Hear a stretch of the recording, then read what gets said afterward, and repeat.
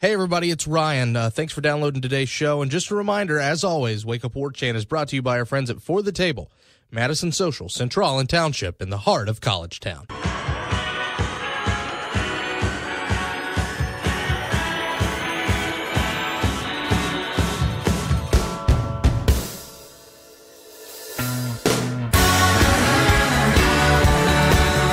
That's right, ladies and gentlemen, from Tallahassee to Thomasville and from coast to Atlantic coast, it's time to Wake Up War Chant here on 97.9 ESPN Radio, and it's a very happy Friday, December 22nd to you and yours. You're currently listening to the voice of Ryan Kelly. I'm the director of digital media at warchant.com. We got a good one for you today in our last show before Christmas. Well, coming up in the next segment, you're going to hear the best of Willie Taggart from yesterday, speaking to the media for the second time, well, second press conference anyway, as head coach of the Florida State Seminoles. And then after that, our own Corey Clark, senior writer at warchant.com, going to join us, chit-chat a little bit about what Taggart had to say and some of the other big stories surrounding Florida State sports. But anyway, thanks so much for waking up with us here at 6 a.m. on 97.9 ESPN Radio or streaming over your mobile device, TuneIn Radio app, WTSM app. Both of those work, obviously, and of course on your desktop, ESPNTallahassee.com. The podcast is on iTunes, Podcast Republic, WarChantRadio.com, YouTube, just about anywhere you could find a quality podcast like this one, you will find WUW. You want to talk back to the show, radio at warchant.com is the way you do it. At Wake Up Warchant is your Twitter account. We didn't get a chance to do a Renegade Express this week. I know I said we were going to try to do it. I'm sorry. That's on me. This has been a really strange week, a really busy week. We're going to do a big one next week. I assure you that once we get back from that bowl game. We're going to do a bowl game show. As a matter of fact, this will be the last show that we do until the 27th. That morning, we're going to do a pregame show. The next day, we'll do a postgame show. And then, you know what? Maybe that Friday, we can do a whole hour of Renegade Express. How about that? Unless something changes. I'm not going to make any promises because something could change. But we know we need to get that back in the goings soon. And speaking of the goings, there were a lot of comings and goings in Florida State sports yesterday. Of course, the big news that Lawrence Stassi, the longtime wide receivers coach at Florida State University, plenty of speculation throughout the last little bit, but he was able to confirm to warchant.com that he will not be with the Florida State Seminoles as wide receiver coach at the very least next season. Not going to be back. That was finished off 11 years as wide receiver coach for Lawrence Stassi, of course, the former Florida State great. He says that he wants to stay on that staff in some capacity. We don't know if it'll happen or not. And there's been a lot of debate about Lawrence Stassi over the years. Is he a good coach? Is he a bad coach? Are his strengths there, or is he weak because of the products of Jimbo Fisher's offense? Is he a good recruiter because of the relationships he can have? Is he a bad recruiter because of some of the battles he's solved? And listen, I am more than happy to hear the argument on either side. I understand there are plenty of valid points. And in my opinion, this is something that did need to happen. This was a change that's been needed. It's been something that's clamored for a while. It's something that Willie Taggart did have to hit the reset button on, and I hate it for Lawrence Stassi because he is a good guy, because he's always been good with us in any dealing he has with us, but sometimes you just need to move on, and this screams of one of those moves. Now, if you want to keep him on staff, if you feel that he has that value as a recruiter, I think that's absolutely fine. I think you can absolutely nail that if you are a Florida State, and you can find a role for Lawrence Stassi. But it's all up to Willie Taggart, and we will see from here. Willie Taggart was not messing around when he told Jeff Cameron and then later told the media yesterday in his press conference that he wants to have this staff done by the end of this month, by the new year. By 2018, he hopes to have his staff all down and all ducks in a row. So we're going to see exactly how that looks over the next little bit. Switching gears a little bit, Florida State football is technically not supposed to be playing in a bowl game, and it has to do with this. Basically, to the best of my understanding, Delaware State, the Hornets, are an FCS team, and you're allowed to play one FCS team a year that counts towards your bowl eligibility. You couldn't play two. So if ULM was a FCS team, Florida State could not count that as a second as a 6 victory to get them to bowl eligibility. That win wouldn't have counted because of the Delaware State game. However, they're not. That's an FBS. That's just an example. So that being said, that FCS team has to have 90% of their scholarship money being put towards scholarships. At the time that this has happened, that this game was played, that's not the case. That's, to my understanding, what's going on here. That's some sort of weird thing in the NCAA bylaws. And I think nuance is absolutely achievable here because people want to act like this is a witch hunt to Florida State. No, it actually is a pretty dumb oversight, in my opinion. There are people at the NCAA whose jobs are just to comb over these rules. There's compliance people. There's people who know the rule book at Florida State, know the rule book at the ACC. And this isn't Florida State's fault. It's not the ACC's fault. It's not the NCAA's fault. But you think somebody would have caught this. Somebody amongst all the people who know the rules and the regulations and the bylaws, somebody, not necessarily at FSU, not necessarily at the NCAA, just somebody would have caught this. And now a random Reddit user has caught this. And it was confirmed to Brent McMurphy yesterday that, yeah, that kind of seems to be the case. However, here's where the nuance comes in. To the people who think this is gloom and doom and, you know, how could they have done this? This is egregious that this has happened to Florida State. Listen, if somebody would have caught this, there would have been a waiver. They would have signed it off because it is a technicality. It is a strange bylaw. It is something that obviously can slip through the cracks. It would have been waived. But, it's too late for that. The Independence Bowl is going to get played. Florida State's going to play Southern Miss. And at the end of the day, that makes it a non-story. Now, if this would have happened the week after the Florida game or the week after Delaware State, sure, maybe there's a story here. But at the end of the day, that's just kind of the way it is. This game was going to get played regardless of if that came out or not. And even if it did, the NCAA would have waived it if it happened earlier. Moving on, finally, that takes us to Florida State basketball, who, if you wanted to see them try and you wanted to see them care, you certainly got to see that yesterday. After not looking great against Charleston Southern and, of course, losing to Oklahoma State 98-45, the final score for Florida State over the Southern Miss Golden Eagles. And, by the way, that's a very bad Southern Miss team. Very, very bad. 19 three-pointers for Florida State. P.J. Savoy, M.J. Walker, they both have 5 apiece. It's nice to see P.J. Walker finally get going a little bit because he's had a really rough out-of-conference play throughout this entire 2017-2018 season. If you can heat him up a little bit before you go into ACC play, that'd be a very, very good thing. And that and just MJ Walker is everything they say he is. He's such a pure shooter. He's so much fun. And I think Leonard Hamilton made the best point here at the end when he said that this is a team that still needs to see consistency. They still need to be locked in mentally. And these last 2 games were kind of an indicator of that. Florida State finally got punched, and they didn't exactly respond well when they played the Buccaneers just a couple days ago. So for Florida State to get locked back down, and again, Southern Miss is bad. They're really, really, really bad. But the fact that you were able to lock it down, you didn't play around with this, you didn't mess around with this, you kept your foot on the gas, and at some point at the under 8 of the first half, Southern Miss had yet to score 10 points. The fact that Florida State kept the pedal to the metal and kept it rolling is a really good thing. So here's what we're going to do. We're going to step aside, take a little bit of a break. We're going to come back. And when you come back, you're going to hear from Willie Taggart. I'm going to take the best of his press conference, some of the best sound, some of the most interesting things that he said to the assembled press yesterday. Then after that, we're going to take another break. We're going to come back with Corey Clark. We're going to break that all down and some of the other big stories in Seminole sports. Stick around. It's on the other end. It's Wake Up War Chant on 97.9 ESPN Radio, brought to you by your friends at For the Table.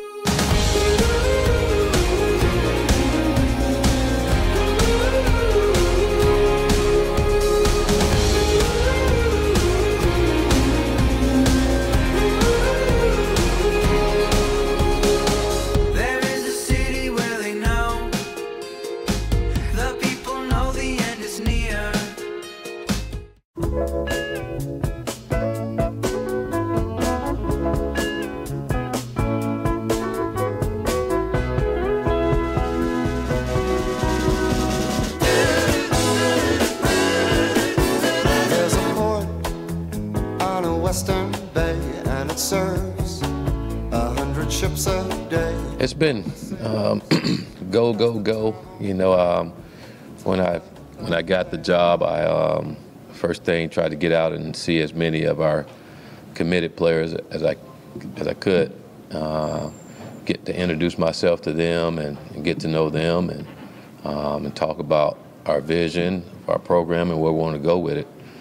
So it was go, and not necessarily try to savage a recruiting class, but introduce myself to them and seeing if it's something they want to be a part of as well.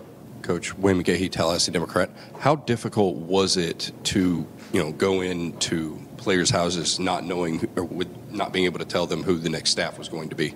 I wouldn't necessarily say it was different, difficult. Just go in and you be honest with them, and like I told them, I'm going to get the very best coaches for Florida State University and guys that's going to fit what we're trying to build here. And it's really important that I get the right fit and get coaches that not only that are great coaches but are great mentors to our players, so I don't think it was necessarily difficult. It was just, again, explaining to them our vision and what we're trying to do. And again, I think they understood. It just got here, and one thing I told them, I'm not going to rush to get a coaching staff here, just try to salvage a recruiting class here midway through. We still have February to go, but I'm going to get the right guys that's in here to help us build this football program. And there's a lot of coaches out here that want to be here. It's just a matter of getting the right guys.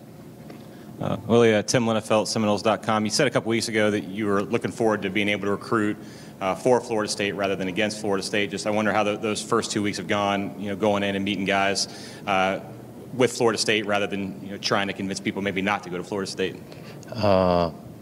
Wait, say that question again. I'm sorry. Like say when you were at South Florida, you said you would have a hard time recruiting against Florida State. Is it different now being on the side? Oh yeah. It's great. You kind of get to the front of the line now when you walk into the school. It's no more parade waving anymore. You get to the front of the line, and that's pretty cool. Again, this to me is going to be different because you're not necessarily chasing guys. There's a lot of young men that want to be here. It's just finding the right fit for Florida State University. And it's great that so many young men out there want to be here. Now finding the right fit and the right guys for who we want to be as a football program. Got to do a great job of evaluating.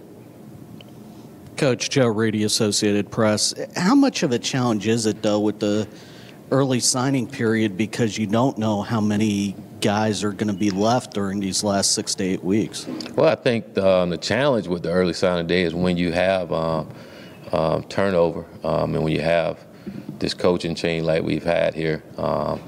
It's challenging because as a coach, you want to evaluate your current roster, and I've been able to do that a little better now watching practice and stuff. So you want to evaluate your current roster to see what your needs are going forward. And for me personally, only having 2 weeks, I guess that's a challenge to try to get if I wanted to get everybody in this early signing period.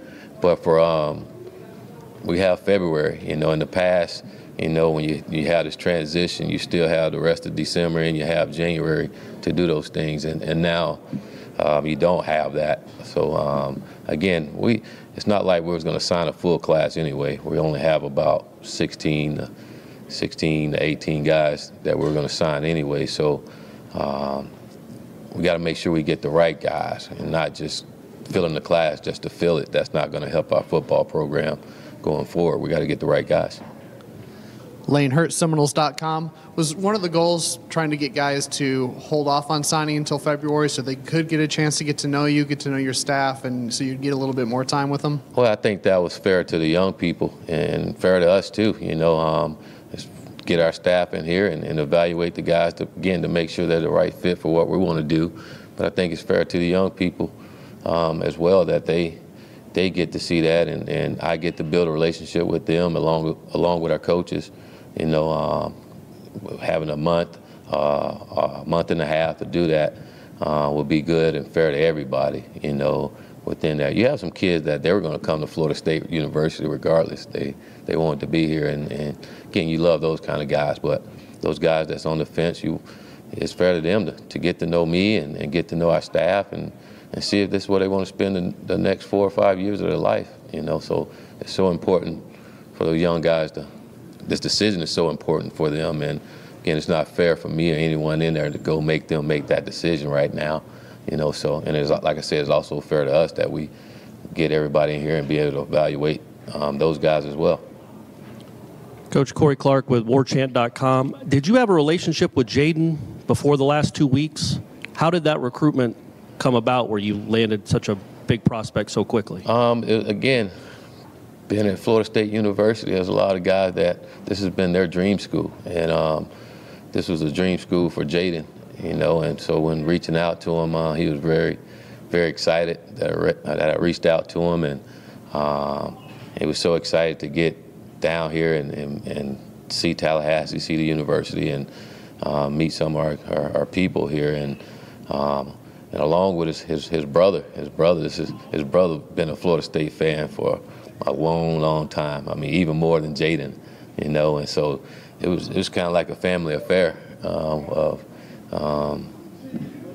folks that really enjoy Florida State, love Florida State, and wanted to be a part of it. So once he got down here and got around some of our players and seen the campus and everything, he just felt at home and felt this was a place that he wanted to be. Coach, Ira Schofel with warchant.com. We spoke to Jaquez Patrick the other day, and he mentioned that you've had conversations with him about his future, and he said that he spoke to Royce Freeman. Did you help facilitate that? And do you feel like you're kind of re-recruiting some of these older players who might be considering their future plans? I think I've been re-recruiting the entire football team. I've been recruiting my tail off, recruiting newcomers, recruiting our current guys, recruiting coaches. It's been recruiting. But I think Jaquez did that on his own. I heard about it and asked him about it yesterday, actually, and asked him how did that go with Royce. Because I know what kind of guy Royce Freeman is, and when he asked me about it and Royce coming back, I told him Royce felt like he was a first-round talent, and he wanted to show and prove that he could be a first-round talent. But he also wanted to make sure that he had the program going back in the right direction. Royce was at Oregon as a freshman when they played in the national championship game, so he's seen the best. He's seen the bad part of it, and he didn't want to leave on that note. So Royce was a different young man. He was a great young man that cared about his teammates, cared about the university, but also cared about being the best that he can be, and so sharing that with Jaquez, and I thought it was great that he reached out to him, I thought it was smart that he reached out to him, and hopefully Roy shared some things with him that can help him with his choice when it comes down to it. This is the fourth time you've put together a staff. Jeez. Is it? Sorry. Is this the normal timetable for putting together a staff? When would you want a full staff in place?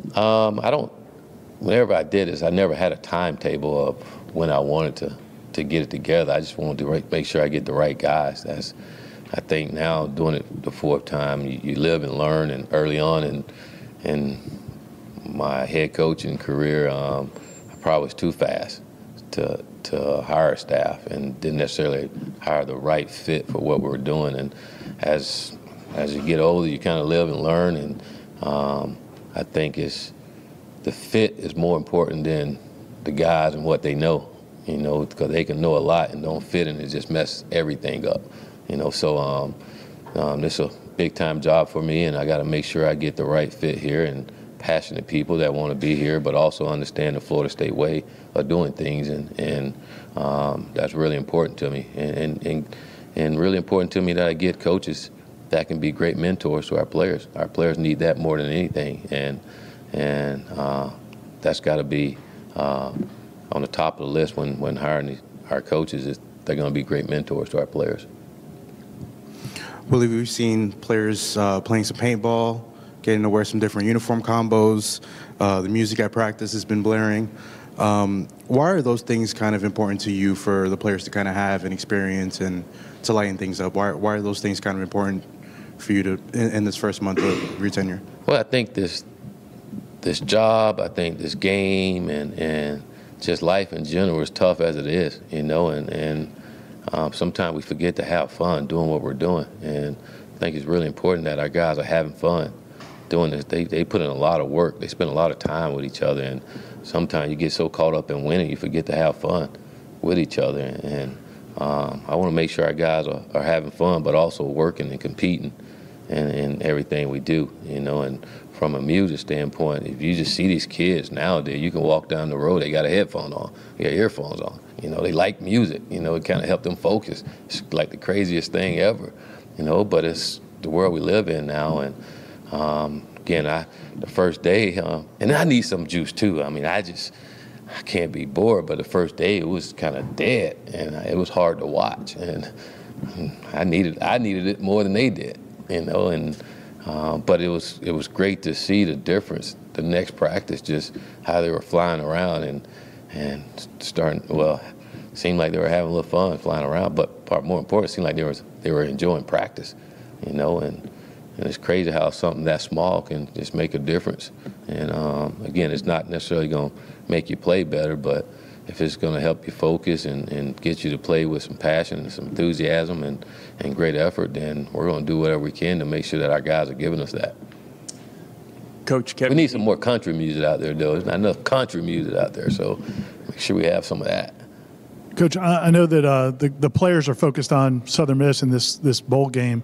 With DeAndre Francois not being able to play, are you able to talk to him, maybe give him some of your playbook stuff to kind of give him a head start since he's not preparing for that game? No, I haven't. They want it, and like I told them, there's plenty of time to learn that playbook right now. We got some unfinished business that we got to take care of, and with Francois, we've had a chance to talk and can't talk about our vision and talk about what I expect of him as the quarterback on the football team. And right now, I just want him to be around this football team and be with his teammates and be supportive with his teammates and finish the season. And it's really important that these guys go out and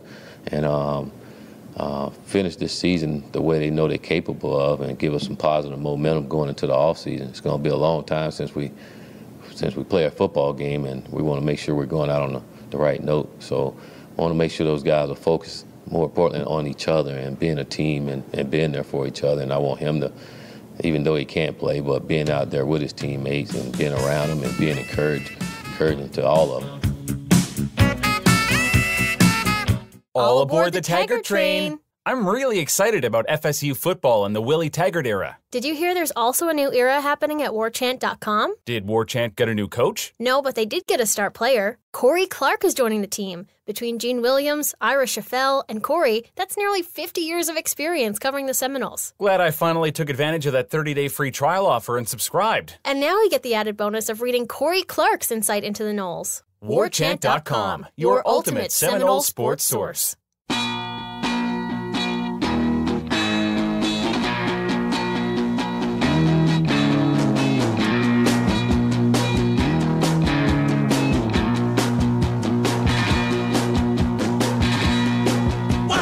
If you are in town for Christmas and this weekend or anywhere, well, our friends at Madison Social have you hooked up over the holiday weekend. Of course, don't believe For the Table, any of them are open on Christmas, but this weekend, if you're looking to go out and be merry, have some fun with some friends and have some good times, our friends at For the Table always have you hooked up.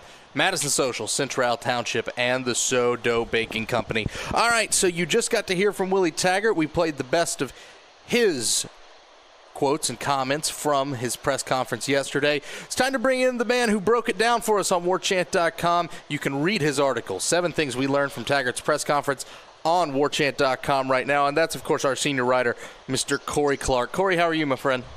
I'm good, Ryan. How are you doing, buddy? I'm just fine, and I think we got a lot more of the same from Willie Taggart, and that's not necessarily a bad thing. He was very, very honest. He was very, very open, and he really seems sincere in a lot of the things that he says. Of course, that honeymoon effect is still going to be there for many Florida State fans who saw that press conference today, but overall, very much the same guy, very much to the same tune, and very optimistic about what he can bring to the table.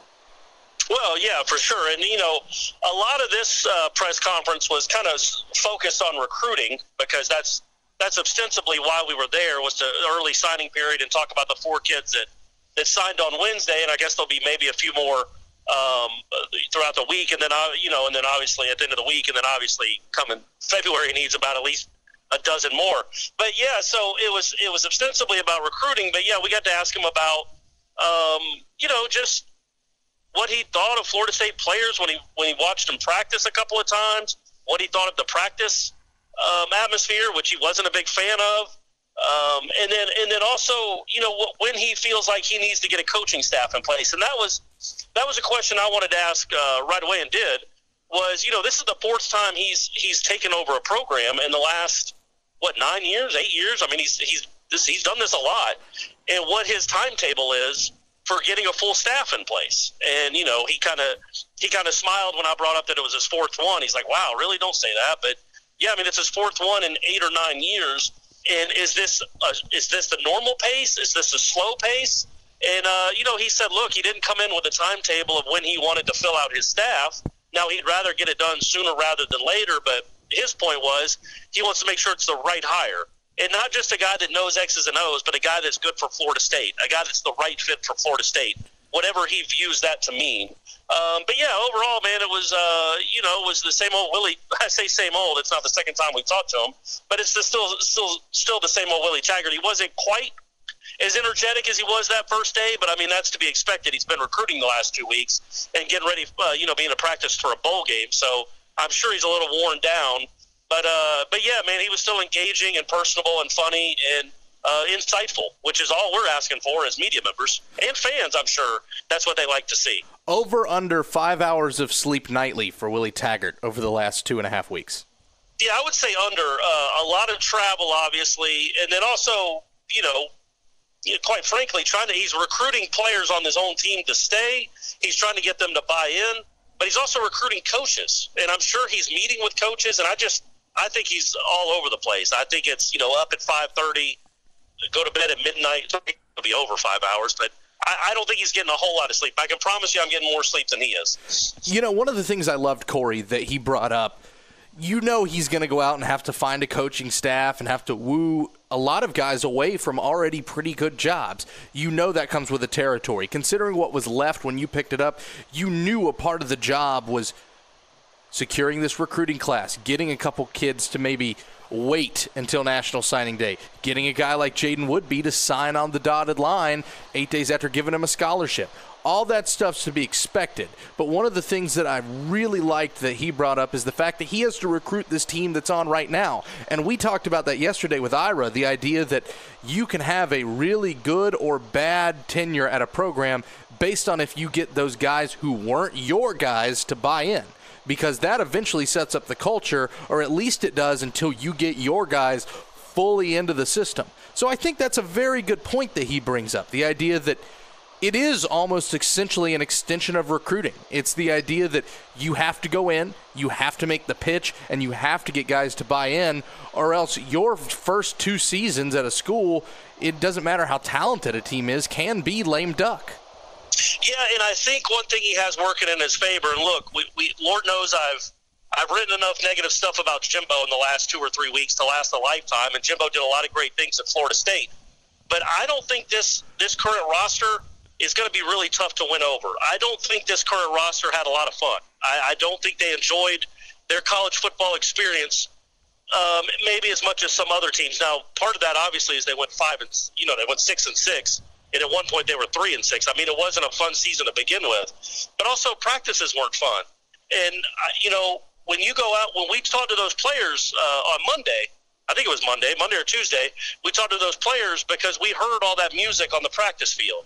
And that just was not happening with Jimbo Fisher. And again, as I wrote about, and as Willie Taggart even said during his press conference, music on a practice field doesn't help you win games. It doesn't make you maybe a better football player. But there's a counter to that, which is, look, if they're having more fun, most people probably play better when they play looser, when they don't feel like they're going to get screamed at after every play. They play a little looser and not as tight, and usually that makes – honestly, you play better. I mean, some guys like that kind of coaching, the in-your-face coaching. I don't think many people do. I think the vast majority of players enjoy these last few weeks of practices as opposed to what they're used to. So I don't think – just imagine being a sophomore on this team.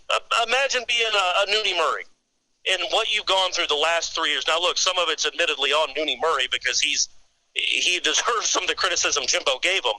But getting screamed at, dog cussed for 3 straight years, and then all of a sudden you come out to practice and they're playing Jeezy and Drake, and your coach is bopping his head and he's smiling and laughing. I can't imagine it's going to be a hard sell for these kids. I could be 100% wrong. I really could. It's surface stuff. It's not real personal stuff that we know. How could we know the interpersonal relationships of a certain player with a head coach? But, man, on the surface, gosh, it seems like it would be a lot more fun to play for Willie Taggart than to play for Jimbo Fisher. And obviously winning is the most fun, and if they don't win, the music might as well be funeral music. But if they're winning and having fun and listening to music, man, that's going to be that's not a hard sell. So I think that won't be hard at all. I think these guys were ready for something else. I think this fan base was ready for something else. And this guy is the complete antithesis of what we've experienced the last 10 years in Tallahassee. Well, Corey, it boils down to, let's be honest with ourselves. You might be sitting and listening to this at your cubicle. If you listen to our podcast at work, or you might be listening to this in your car, or maybe you listen to classic rock at work, or maybe you listen to stand-up comedy when you're doing something. Heck, when I do the War Chant Report, I just put on some instrumental music, or lately some Christmas music, and I edit the show while I do it in the background. Everybody uses something to make work seem less like a chore. And I think to an extent, Florida State football for the last 3 years, to an extent, felt like a chore. And if you're doing that with football, something that the average American, whether they play or coach or they just watch, absolutely love, then you're doing something wrong. And there's a red flag there in terms of the culture you've set up. If guys don't want to go to practice to play for Florida State and play in the games and against the schedules that these guys have been able to play in the next couple of years, what was the old cliche that we've heard all the time under Jimbo Fisher? Whenever there's a big rivalry week or there's a big game, Corey, it's always, this is why you come to Florida State. If this is why you come to Florida State doesn't become the biggest thing in the room, if that doesn't become the idea of, I'm excited to play in this, or I'm excited to, if that doesn't get you up, there's a problem, because it means that football has become a chore. And I think that's what Willie Taggart saw when he came into this building and he came into this program. Everything kind of seemed like it was a chore. And from the outside, I know we could sense it. Everything just kind of seemed like going through the motions, 9 to 5, punch in, punch out. And there's nothing wrong with a blue-collar mentality, but when you don't really have that emotional investment and you don't really care to be there because it's the same old, I can imagine that has to get old pretty quick for a player. Well, I mean, yeah, it was a chore to watch. I can't imagine it was probably a real chore to practice. And, Jimbo would say a lot that he said it multiple times that, the games are the fun part. The practice is hard. And, he said repeatedly, man, football practice is hard. And it is. There's no getting around it. It's such a violent physical sport that it's not even, you could have a live DJ. You could have a live band going. Play a little fog hat, get a little slower. You could have any classic rock band you wanted, any hip-hop act you wanted, actually on stage. Football practice is still going to be hard. But what Jimbo also said was the games are the fun part. And those games weren't all that fun. It would have been one thing if they were having, really hard practices, but the games looked like they were just letting loose and having a carefree, great time. Well, that wasn't the case. So, I think now, Willie Taggart even said, with the first practice he was out there, he was bored stiff and it was dead. And so that's why he brought the music in to liven it up. And it was a very positive impact on that team. Again, we'll see what it means. But I think it just shows, again, how different this regime is going to be. Maybe not better, maybe worse. We don't know. We'll see. But it's certainly going to be different, and it's certainly going to be more fun Sunday through Friday. It just can't be. It can't not be. Because Jimbo Fisher, very good college football coach, is a tyrant on the practice field. He's not looking to be your friend. He's not looking to be your buddy, and he doesn't care if he insults you or hurts your feelings. I think Taggart has a little more humanity on the practice field. I'm not saying Jimbo's inhumane as a person, but he's as a coach on the practice field when he's trying to teach and drill. He is a mean person. Again, you can take that as a negative. You can take it as a positive. He won a national championship. Taggart's the opposite. Taggart will get on to him, I'm sure, if he has to, but he also is more of a player's coach, and we'll see how that manifests itself over the next few years and what that means to the program. And I'll say this, the one thing that the one thing that when you look at that premise on its face, someone may say, well, that obviously means Willie Taggart's soft. He doesn't really invest in that. And I think that couldn't be further from the truth, especially when you talk about yesterday his comments on DeAndre Francois, which you pointed out, Corey. He kind of, I don't want to say he took a shot across the bow, but the message that he ended up saying in public was very, very clear. He said it, quote, you heard it earlier in the previous segment, but I'll replay and say the quote again, quote, with Francois, we've had a chance to talk about our vision and talk about what I now expect of him as a quarterback on the football team. I think that's a very, very clear message, the fact that he was able to say that publicly because of the debates that have been had about what DeAndre Francois' role is as a leader on this football team. Well, yeah, I mean, I'm sure there are worse looks, but to be Snapchatting in a different city at the same time your teammates are playing a game is about as bad a look as a quarterback can have.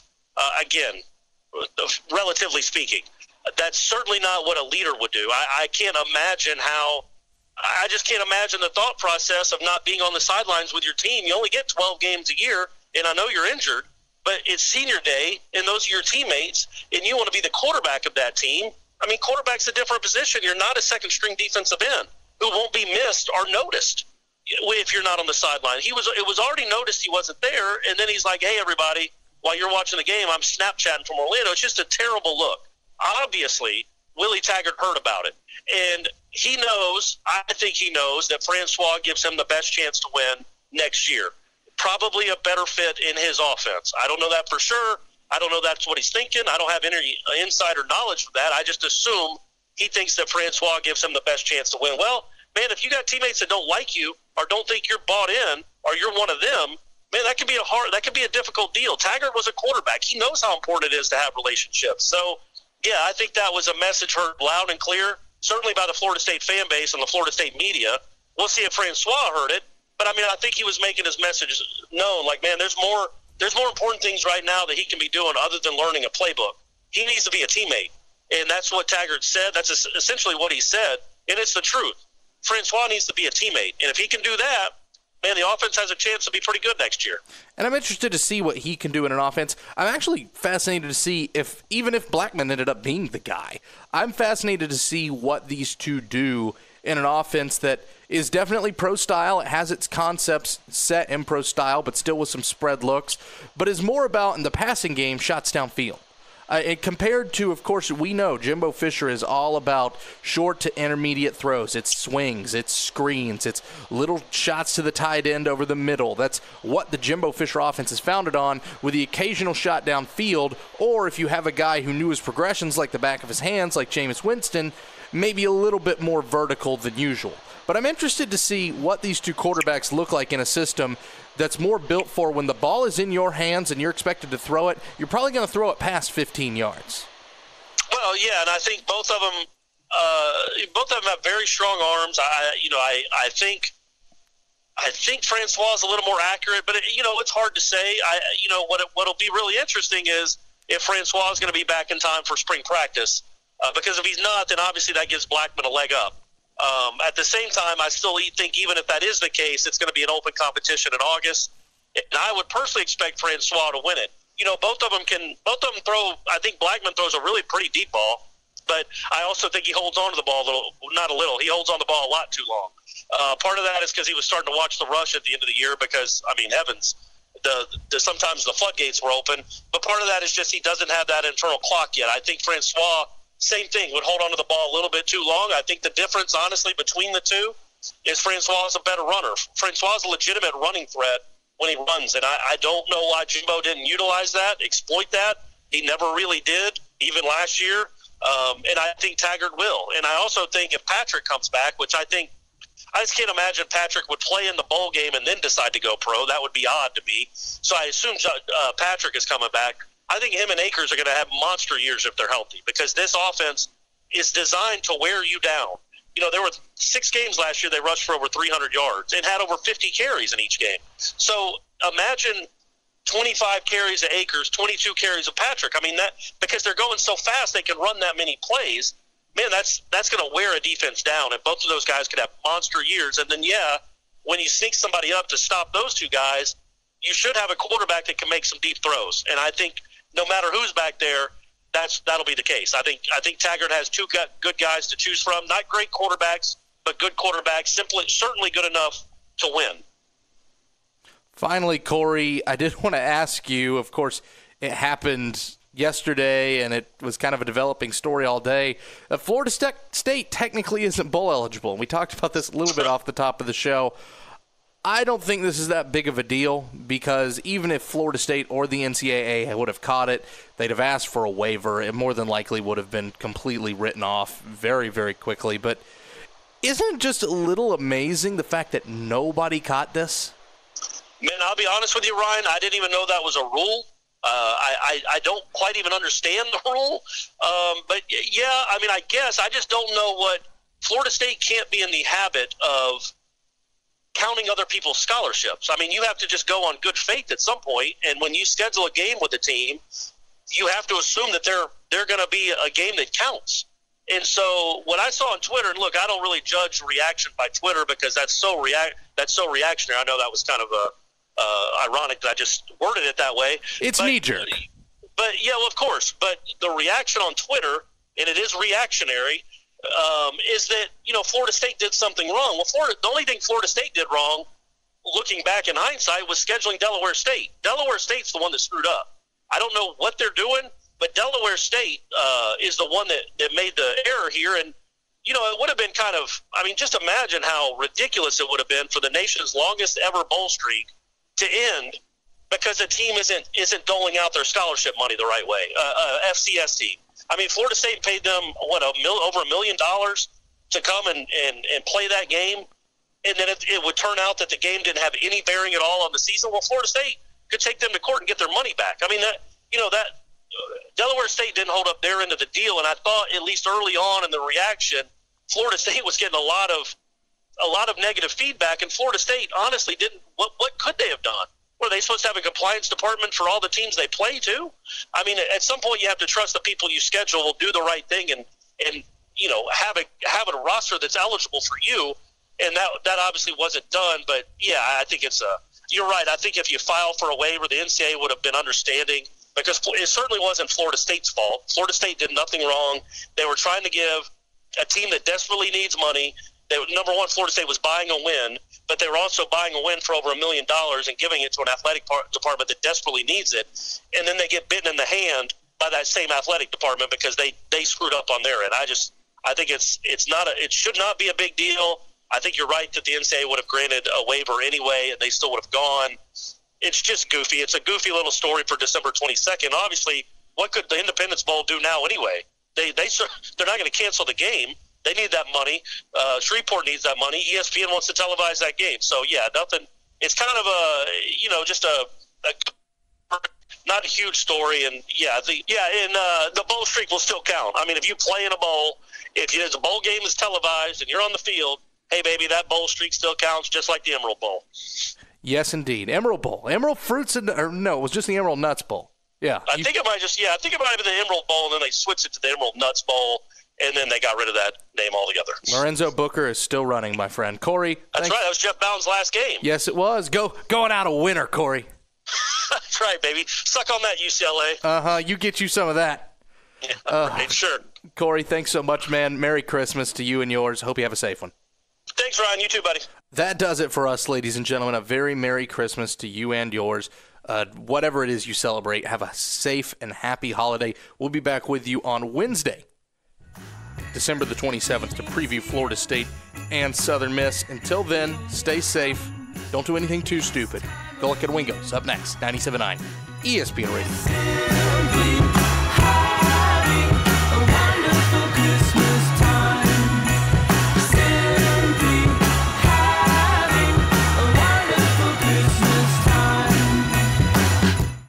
WarChant.com is the ultimate inside source for FSU football and recruiting. And now you can get in on the action for free for an entire month. WarChant.com is offering a risk-free 30-day trial subscription. Get full access to the #1 website covering the Seminoles just by entering the promo code WarChant30. That's WarChant30. Sign up and get in on the world's most active FSU message boards. Receive breaking news, stories from our award-winning staff, plus get exclusive interviews and videos. Just enter the promo code WarChant30. WarChant.com, your ultimate Seminole sports source.